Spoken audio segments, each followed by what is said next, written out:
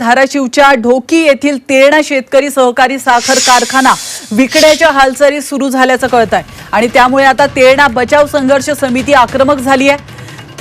कारखाना परिसरात सभासदांच्या बैठकीमध्ये कारखाना विक्रीला तीव्र विरोध करण्यात आलाय। आरोग्य मंत्री डॉक्टर तानाजी सावंत यांच्या भैरवनाथ शुगरला 25 वर्षांसाठी जिल्हा मध्यवर्ती बँकेने भाडे तत्वावर चालवायला दिलाय। बंद पडलेला कारखाना 12 वर्षांनंतर सावंत यांनी सुरू केलाय।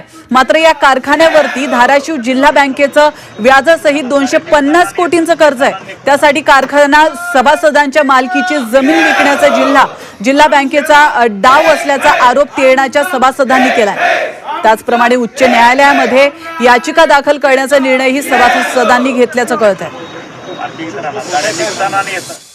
आता सगळं सुरळीत असताना पुन्हा त्यांनी इकायचा डाव करीत असते। ती जर डाव जर ही करीत असतील तर ही तेरणा बचाव संघर्ष समिती, कामगार, व्यापारी सगळे या भागातले परिसरातले सभासद इकू देणार नाही। 1 इंच जमीन इकू देणार नाही ना, कारखान्याचा 1 नट इकू देणार नाही।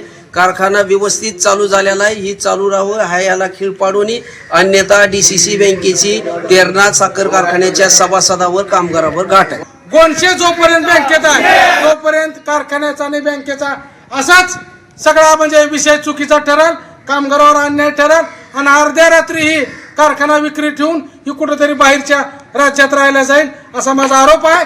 गोंडशेनं यापुढे सावध राहावा। आम्ही येणाऱ्या काही दिवसात गोंडशेला निवेदन देणार आहेत आणि त्याला माहित नाही तेरणाचं रुमणं कसं आहे, ती बँकेला कुलूप लावू, त्याच्या तोंडाला कळं लावू